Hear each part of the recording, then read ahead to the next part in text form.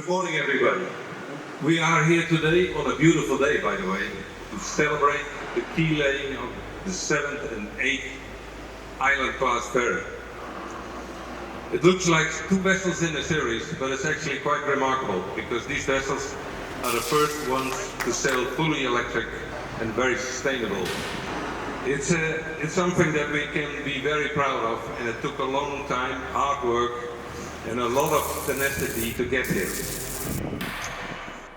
Given the age of our fleet, I can safely say that there will be many more in the future. This is obviously great news for shipbuilders, but perhaps less so for our capital budgets.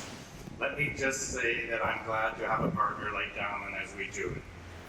When this phase of the Island-class program is complete, more than 1/4 of our entire fleet will have been built by Damen. That's quite an achievement for our two companies. For me, it illustrates the success and maturity of our partnership.